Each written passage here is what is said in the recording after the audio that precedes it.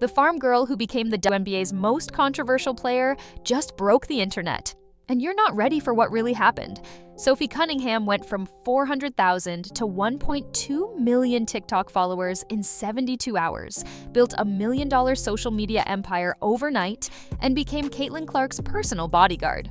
But here's the twist nobody saw coming. The shocking reason she's really called MAGA Barbie, the expansion city comments that have entire fan bases declaring war, and the fashion choices that made her mom go viral. Before we expose the truth that the WNBA doesn't want you to know, hit that subscribe button and turn on notifications because this story is about to get wild. Picture this: a 6-year-old girl on a Missouri farm earns a black belt in Taekwondo. Not yellow belt, not orange belt, black belt.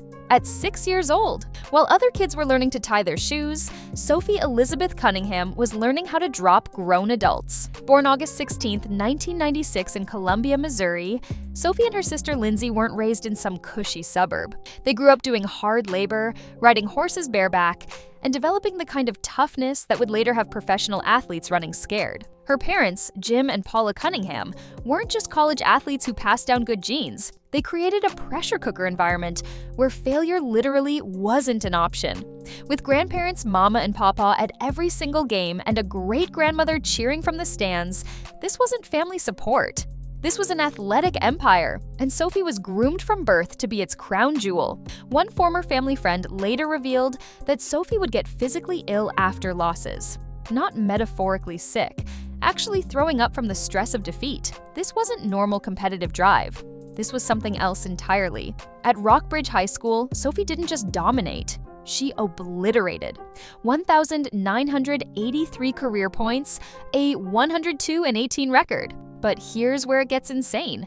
When the football team's kicker got injured in 2014, guess who stepped in to kick extra points? That's right, Sophie Cunningham, in a football uniform, kicking field goals. The 2014 Gatorade Missouri Player of the Year and McDonald's All-American was literally playing 2 sports at the highest level. Coaches later admitted they'd never seen anything like it. One said she practiced until her hands bled, then taped them up and kept going. This wasn't dedication, this was borderline insanity. Her college career at Missouri rewrote the history books.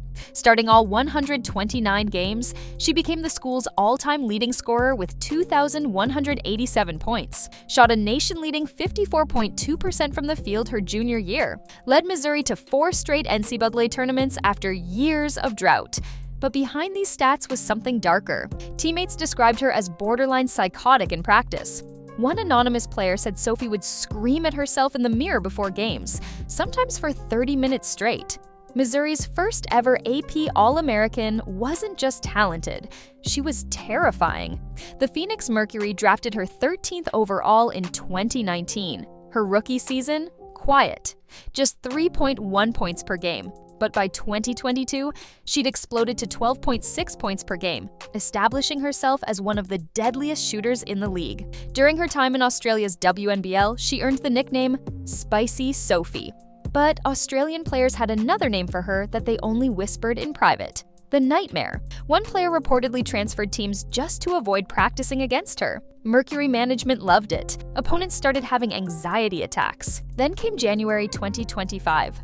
The trade that changed everything. In a blockbuster 4-team deal involving Dallas and Connecticut, Sophie was sent to the Indiana Fever. GM Amber Cox called her a player we have targeted for a while, but sources revealed the real reason. The Fever didn't want a shooter, they wanted an enforcer. Someone who would protect their franchise player at all costs. Someone who wouldn't hesitate to throw hands. They got exactly what they paid for. And then some. June 17th, 2025. Remember this date. It's the day Sophie Cunningham became a millionaire without scoring a single point. During a heated game against Connecticut, after J.C. Sheldon raked Caitlin Clark across the face and Marina Mabrey shoved Clark in the back, Sophie had seen enough.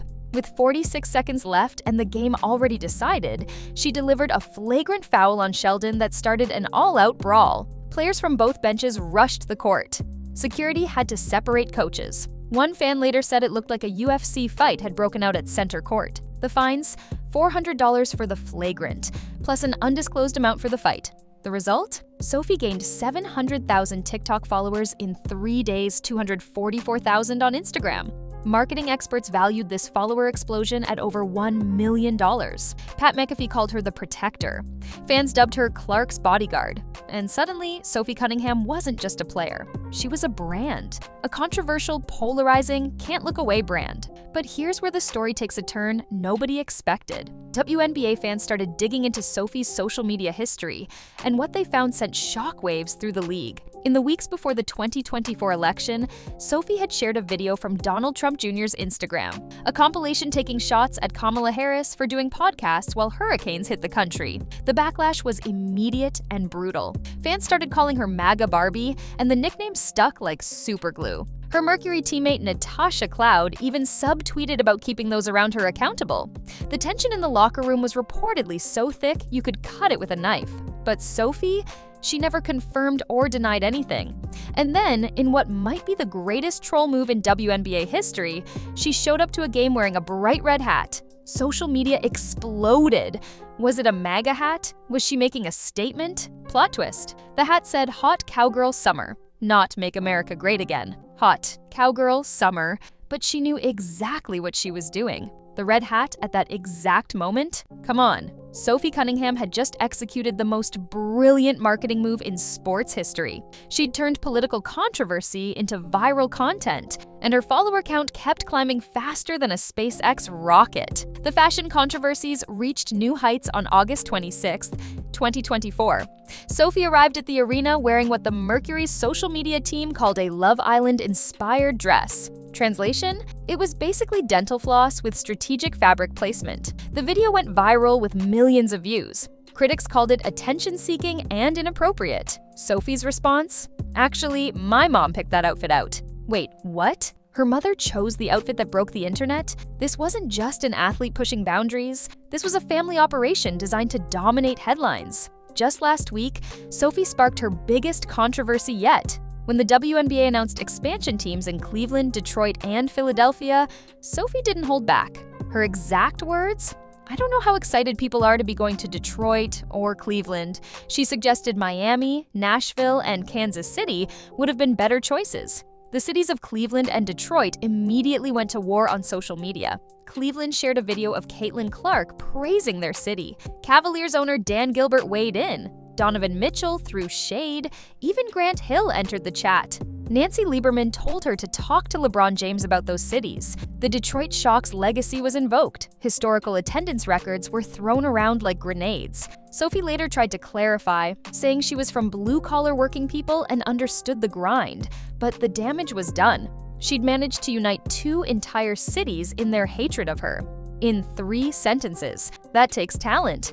But wait, there's more. Behind all the controversy is a deeper story about faith and family that makes zero sense. Sophie draws a cross on her shoes, knees, heart, and forehead before every game. She frequently posts Bible verses with Romans 8:28 pinned to her profile. She's publicly stated, "This is where God wanted me to be" about her WNBA career. How does someone who claims to play for God's glory also become known as the league's most aggressive enforcer?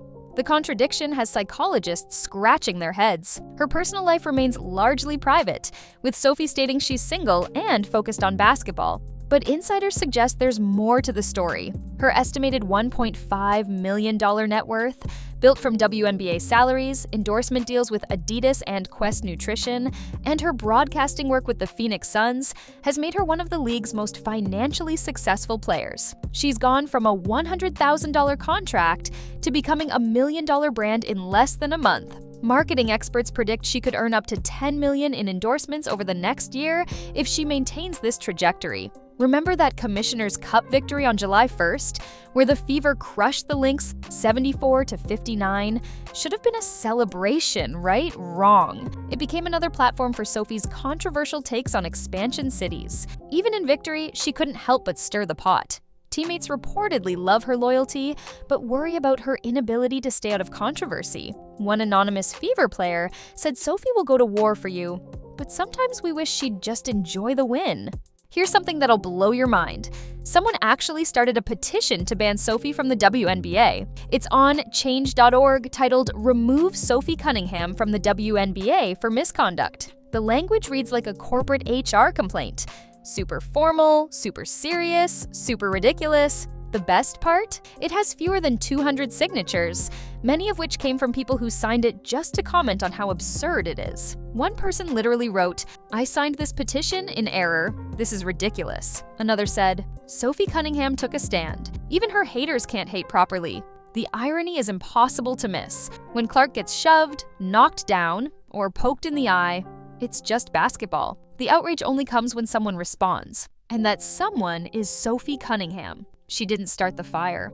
She responded to it. In the way athletes have always responded when refs stop calling fouls and games start getting chippy. Yet she's the only one facing this level of scrutiny. Strange how that works, isn't it? As we head into the second half of the 2025 season, Sophie Cunningham has transformed from a role player to one of the most talked about athletes in women's sports. She's gained more followers in 3 days than most players gain in their entire careers. She's been called everything from the enforcer to MAGA Barbie to Caitlyn's bodyguard. She's defended teammates with literal violence, criticized entire cities, and worn outfits that made the internet forget how to breathe. But here's the question nobody's asking. What happens when Caitlin Clark doesn't need protecting anymore? What happens when the controversies stop generating followers?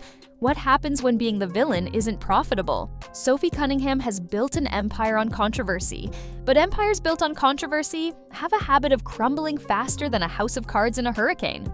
Will she evolve into a leader? Will she tone it down and become just another player?